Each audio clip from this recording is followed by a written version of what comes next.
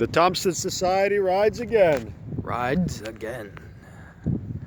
Confessions of a shootist. Cruel humor on the campaign trail from the murder of JFK to the crimes of Marquis de Sade.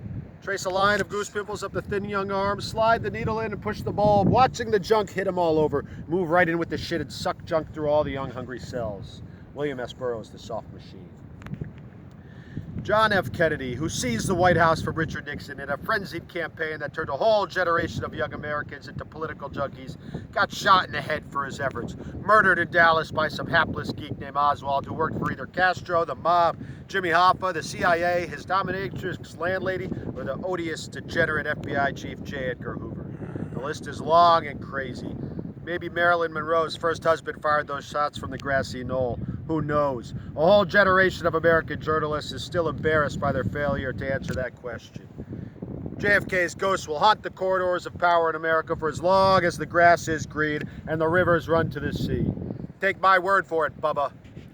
I've heard his footsteps for 30 years and I still feel guilty about not being able to explain the biggest news story of my lifetime to my son.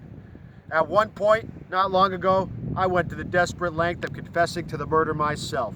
We were finishing breakfast at a patio restaurant on a bright Sunday morning in Boulder. It was a stylish place near the campus where decent people could meet after pretending they had just come from church and get fashionably drunk on mimosas and white wine.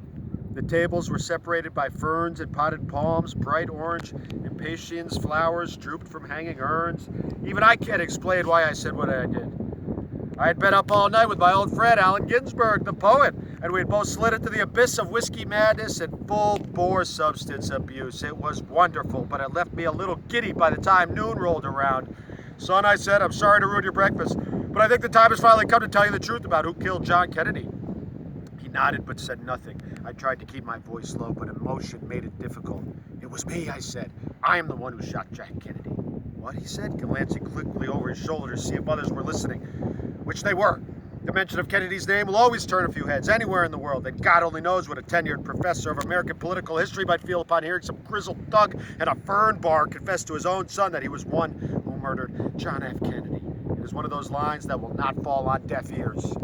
My son leaned forward and stared into my eyes as I explained the raw details and my reasons for killing the president in cold blood many years ago. I spoke about ballistics and treachery and my secret work for the government in Brazil, which when he thought I was in the Peace Corps in the 60s. Ha! I gave up killing about the time you were born, I said, but I could never tell you about it until now. He nodded solemnly for a moment, then laughed at me and called for some tea. Don't worry, Dad, he said. Good boy, I said. Now we can finally be honest with each other. I feel naked and clean for the first time in 30 years. Not me, he said. Now I'll have to turn you in. What? I shouted, you treacherous little bastard. Many heads turned to stare at us. It was a weird moment for them.